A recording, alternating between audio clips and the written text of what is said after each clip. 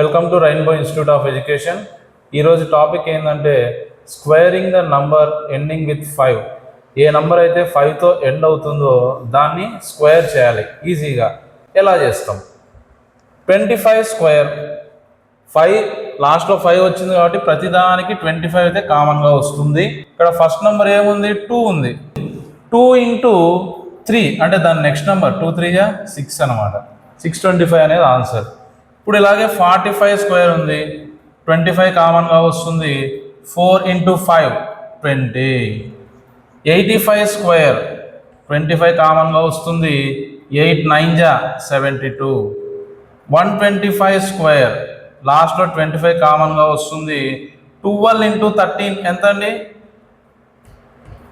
156 వస్తుంది. So 156. 165 square, లాస్ట్లో 25 కామన్గా వస్తుంది.